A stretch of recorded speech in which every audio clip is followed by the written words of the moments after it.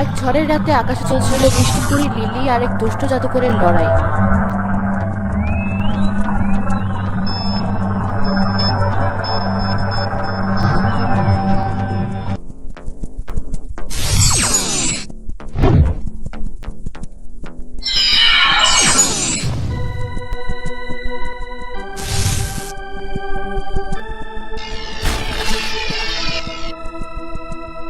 পরি ধীরে ধীরে ক্লান্ত হয়ে পড়ে। জাদুকর সুযোগ বুঝে তার দণ্ড থেকে এক অদৃশ্য জাল ছুড়ে দেয়, জাল লিলির ডানা পেঁচিয়ে ধরে।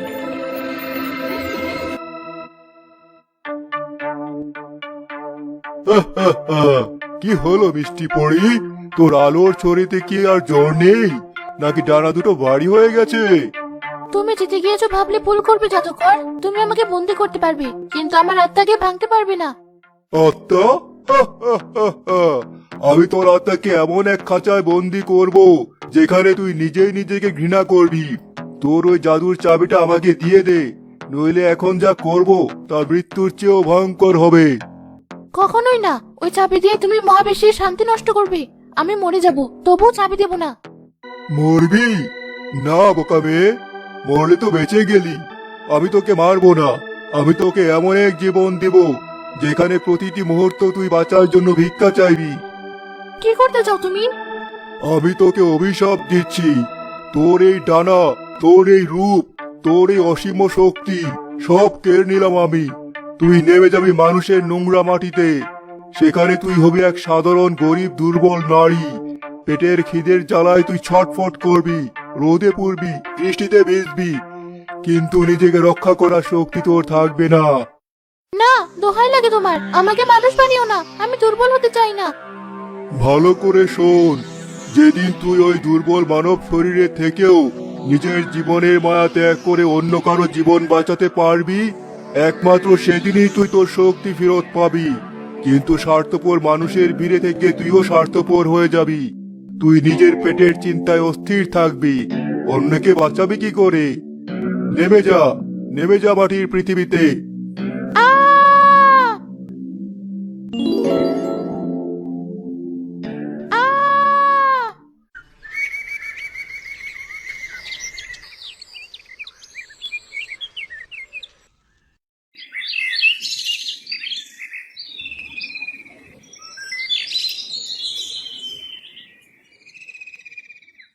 ময়না বাবু, চামেলি, এদিকে এসো তো। দেখো দেখো, ঘাটের ওই বড় পাথরটার পাশে ওটা কি পড়ে আছে? হ্যাঁ থাকবে, মরা কুকুর বিড়াল হবে হয়তো। যত সব আপদ এই নদীতেই ভেসে আসে, পানিটাও নষ্ট করবে। না না গোপু, ভালো করে দেখো, মনে হচ্ছে মানুষের মতো, গায়ে কাপড় আছে। আরে এ তো একটা মেয়ে, একদম জ্ঞান নেই। মেয়েটার কি অবস্থা, হাড়গুলো সব বেরিয়ে আছে। খবরদার শিউলি, গায়ে হাত দিবি না। কোত্থেকে কোন মরা ভেসে এসেছে কে জানি। রোগবালাই আছে হয়তো। আমাদের গ্রামে আবার মহামারী ডেকে আনিস না। তুমি কি মানুষ না ময়না আপা? মেয়েটা শ্বাস নিচ্ছে, দেখছো না বুকটা কেমন ওঠানামা করছে। বেঁচে আছে ও। বকুল, একটু পানি দে তো আমার হাতে। এই নেই, কিন্তু সাবধানে বাবা, মেয়েটার চেহারাটা কেমন যেন অচেনা। এই তল্লাটের বলে মনে হচ্ছে না। এই যে বোন, চোখ খোলো, শুনতে পাচ্ছো? পানি, একটু পানি। বকুল, কলসিটা দে।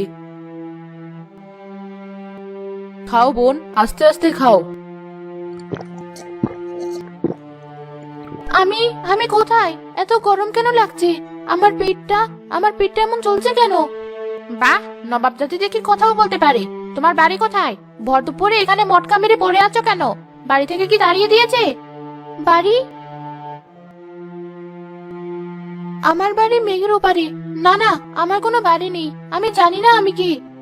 ও মা, এ তো দেখি স্মৃতিও হারিয়েছে, নাকি পাগল? কি জটলা পাকিয়েছিস তোরা?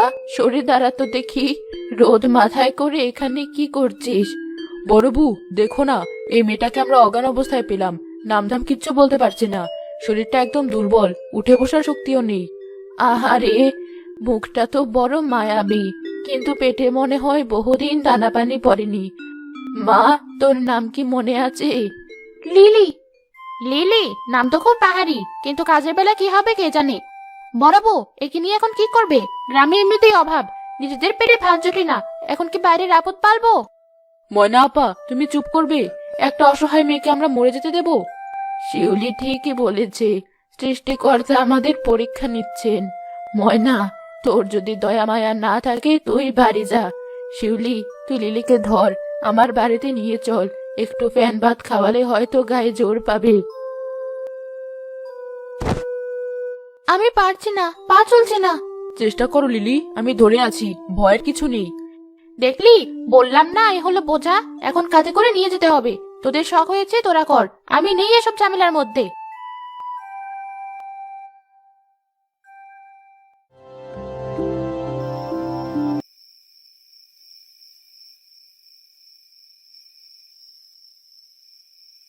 এই আপু, তোমার কি খুব খিদে পেয়েছে? না টুনি, অভ্যেস হয়ে গেছে। তুমি খেয়েছো? আমি অর্ধেক রুটি খেয়েছি, বাকিটা তোমার জন্য রেখেছিলাম। কিন্তু শিউলি আপু বললে ওটা কাল সকালে খাবো, ঘরে আর আটা নেই। আমি আসার পর থেকে তোমাদের কষ্ট আরো বেড়ে গেছে, তাই না টুনি? আমি যদি একটু কাজ করতে পারতাম। কি ফিস করছিস তোরা? ঘুমানোর নাম নেই, কাল ভোরে উঠতে হবে। শিউলি, কাল আমাকেও সাথে নিয়ে চলো, আমিও কাজ করতে পারবো। আমি বসে বসে খেতে চাই না। তুমি পারবে না লিলি, তোমার শরীর এখনো অনেক দুর্বল। সেদিন তো এক কলসি পানি তুলতে গিয়ে হাঁপিয়ে গিয়েছিলে। গ্রামের মহিলারা তোমাকে নিয়ে হাসাহাসি করে, আমার ভালো লাগে না। হাসুক, কিন্তু আমি চেষ্টা তো করতে পারি। জাদুকর বলেছিল আমি দুর্বল, কিন্তু আমি মন থেকে হার মানবো না। শিউলি, আমাকে একটা কাজ দাও। জাদুকর? তুমি মাঝে মধ্যেই এই জাদুকরের কথা বলো। জ্বরের ঘরে ওসব স্বপ্ন দেখেছো, ভুলে যাও। শোনো, কাল আমরা পাশের গায়ে যাব, ওখানে বড় গৃহস্থের বাড়িতে কাজ আছে। যদি পারো এসো, কিন্তু মনে রেখো, গরিবের জীবনে রূপকথার কোনো জায়গা নেই। এখানে ঘাম না ফেললে খাবার জোটে না। আমি ঘাম ফেলতে রাজি, আমি শুধু চাই না তোমরা আমাকে বোঝা ভাবো। আমি তোমাকে বোঝা ভাবি না লিলি আপু, তুমি খুব ভালো। তুমি আমাকে পরীর গল্প শোনাও। আচ্ছা আপু, সত্যি কি পরী আছে? তাদের কি ডানা থাকে? হ্যাঁ টুনি, আছে। তারা অনেক শক্তিশালী হয়, কিন্তু তাদের আসল শক্তি ডানা নয়। তাহলে কি জাদুর চড়ি? না, তাদের আসল শক্তি হলো ভালোবাসা আর সাহস। কিন্তু যখন তারা সেই সাহস হারিয়ে ফেলে, তখন তারা সাধারণ মানুষের চেয়েও দুর্বল হয়ে যায়, যেমন আমি। আবার শুরু হলো গল্প। লিলি, ঘুমাও এখন, বেশি কথা বললে খিদে বেশি পায়।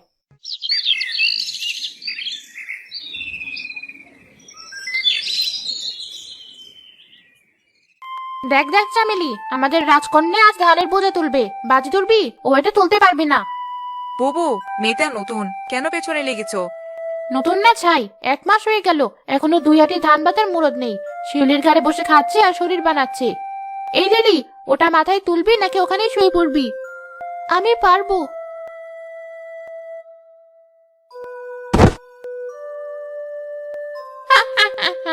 বলেছিলাম না, নাটক করার আর জায়গা পাস না। যা ভাগ এখান থেকে, তোর দ্বারা কিচ্ছু হবে না। ময়না আপা, আমাকে একটু সময় দাও, আমার হাতগুলো খুব ব্যথা করছে। ব্যথা করছে? আমাদের হাত কি লোহা দিয়ে বানানো? আমরা কি মানুষ না? শোন মেয়ে, যদি কাজ করতে না পারিস তবে গ্রাম থেকে বিদায় হ। ময়না, বেশি হচ্ছে কিন্তু। কিলি, তুই ওঠ, আমি তুলে দিচ্ছি। না বকুল বাবু, তোমরা আমাকে সাহায্য করো না, আমি সত্যিই দুর্বল। আমি একটা বোঝা। ওই জাদুঘরের কথাই ঠিক, আমি কাউকে বাঁচাতে পারবো না। আমি নিজেকেই বাঁচাতে পারছি না, আমি ব্যর্থ। লিলি, কি হয়েছে? কাঁদছো কেন? শিউলি, আমি তোমাদের কষ্ট দিচ্ছি। আমি চলে যাব, আমি বিক্রি করব, তবু তোমাদের অন্ন ধ্বংস করব না। চুপ করো, খবরদার চলে যাওয়ার কথা বলবে না। শক্তি গায়ের জোরে থাকে না লিলি। কাল রাতে যখন টুনি ব্যথায় কাঁদছিল, তুমি সারা রাত জেগে ওর পা টিপে দিয়েছো। ওটা কি কাজ নয়? মায়ার দাম কি কাজের চেয়ে কম? মায়া দিয়ে পেট ভরে না শিউলি, দুনিয়াটা বড় কঠিন। এখানে দুর্বলদের টিকে থাকার অধিকার নেই। চুপ করো ময়না আপা। লিলি ওঠো, চলো আমরা বাড়ি যাই, আজ আর কাজ করতে হবে না।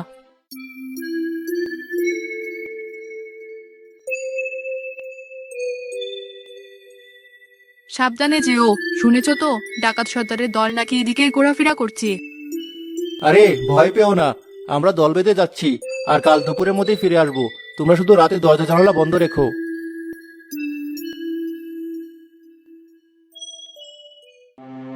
আমার কিন্তু মনটা কুগাইছে। গ্রামের সব পুরুষ চলে যাচ্ছে, গ্রামটা একদম খালি।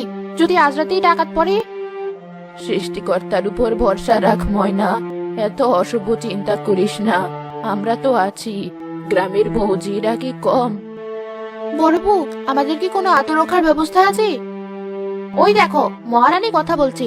আত্মরক্ষা মানে আমাদের কামান আছে নাকি বন্দুক আছে? বন্দুক লাগবে না, অন্তত লাঠি বটি গরম পানি এসব তো তৈরি রাখা যায়, বিপদ বলে কই আসে না। লিলি ঠিকই বলেছে, ডাকাত সর্দার নাকি খুব ভয়ঙ্কর, সে মেয়েদের ওপর বেশি অত্যাচার করে, আমাদের সতর্ক থাকা উচিত। ধুর, তোরা পটকা বেশি পাবিস। ডাকাতরা জানবে কি করে যে আজ পুরুষরা নেই? চল চল, সব পরে চল।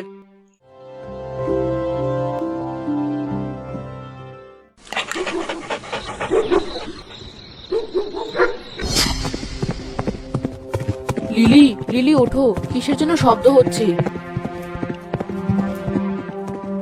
আমি শুনেছি শিউলি, মনে হচ্ছে অনেক মানুষ গ্রামের দিকে আসছে। আপু, আমার ভয় করছে। চুপ টুনি, একদম শব্দ করবি না। লিলি, চলো বড় বউয়ের ঘরে যাই, ওটা পাকা দালান, সবাই ওখানেই জড়ো হয়েছে হয়তো।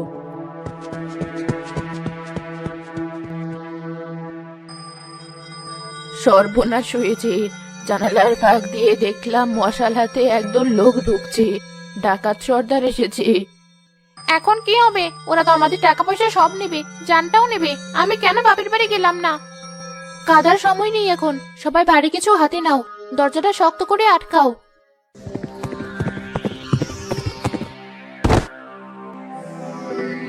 এই গ্রামের মানুষগুলো সব কোথায় লুকিয়েছে? বের হয়ে আয়, আর সব সোনাদানা টাকা পয়সা নিয়ে যাবো। সর্দার, এই বড় ঘরটায় মনে হয় সবাই আছে, দরজাটা ভাঙবো? ভাঙ, আগুন লাগিয়ে দে দরজায়, ধোঁয়ায় ইঁদুরের মতো বেরিয়ে আসবে।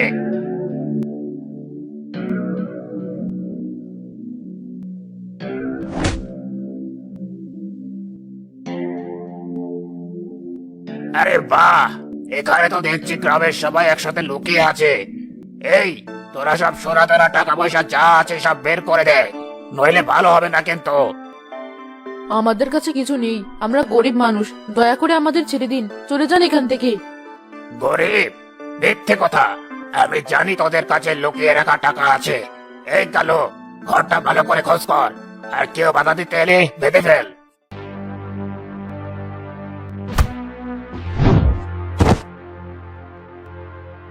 আপু, আমার আপুকে মেরো না।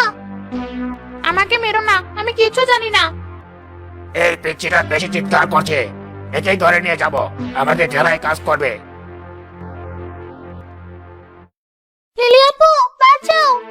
জাদুকর বলেছিল আমি দুর্বল, আমি স্বার্থপর, কিন্তু আজ যদি আমি নিজের কথা ভাবি তাহলে টুনি হারিয়ে যাবে। আমার জীবনের কোনো দাম নেই, কিন্তু টুনির জীবন অনেক দামি।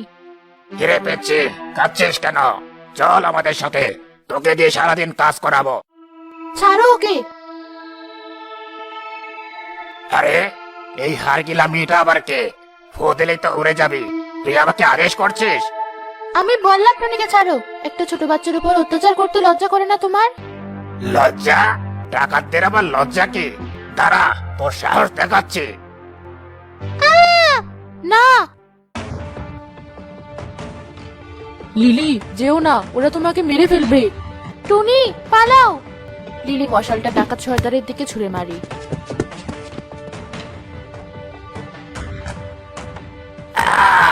আমার হাত! বেয়াদব মেয়ে, আজ তোকে আমি শেষ করে দেব। আমি স্বার্থপর নই, আমি আমার বোনকে বাঁচাতে চেয়েছি। সেই তলোয়ার স্পর্শ করার ঠিক আগের মুহূর্তে হঠাৎ এক প্রচন্ড আলোর বিস্ফোরণ ঘটে। অদৃশ্য জাদু করে কিছুতে বাধা পেয়ে তলোয়ারটি ভেঙে যায়। এ কিসের আলো? আমার চোখ ধাঁধিয়ে যাচ্ছে।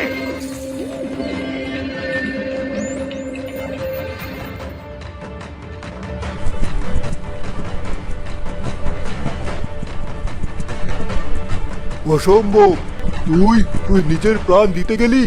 তুই শর্ত পূরণ করেছিস লিলি, তোর ত্যাগের কারণে অভিশাপ কেটে গেছে। ডাকাত সর্দার, তুই ভেবেছিলি আমরা নারীরা দুর্বল? তুই ভেবেছিলি আমাদের রক্ষা করার কেউ নেই? এ তো মানুষ না, এ তো সাক্ষাৎ পরি। পালা সবাই, জানিয়ে পালা। পালাবে কোথায়? তোরা আমার বোনদের কষ্ট দিয়েছিস, এর শাস্তি তোদের পেতেই হবে। লিলি তার হাতে ছুরি ঘোরায়, মাটি থেকে জাদু করে লতা পাতা উঠে এসে ডাকাতের হাত পা বেঁধে ফেলে। এক প্রবল বাতাসে ডাকাতরা সব খড়কুটোর মতো উড়ে গ্রামের বাইরে বহু দূরের জঙ্গলে আছড়ে পড়ে।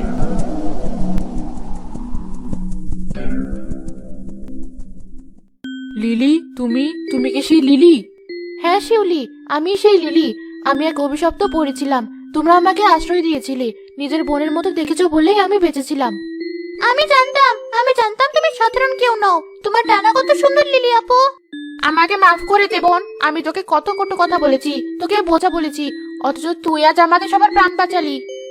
মাথা তুলো ময়না আপা, আমি তোমাদের কাছেই শিখেছি আসল শক্তি কি। জাদুকর আমার জাদু কেড়ে নিয়েছিল, কিন্তু তোমরা আমাকে শিখিয়েছো ভালোবাসার জন্য জীবন বাজি রাখতে হয়, ওটাই আসল জাদু। মা, তুই কি এখন চলে যাবি আমাদের ছেড়ে? হ্যাঁ বড় বউ, আমার অভিশাপ শেষ। আমার রাজ্যে আমাকে ফিরে যেতে হবে, সেখানেও দুষ্টের দমন করতে হবে, কিন্তু আমি তোমাদের কথা কোনোদিন ভুলবো না। আমরাও তোমাকে ভুলবো না লিলি, তুমি আমাদের শিখিয়ে দিয়ে গেলে যে আমরা কেউ দুর্বল নই, প্রয়োজন হলে আমরাও রুখে দাঁড়াতে পারি। বিদায় বন্ধুরা।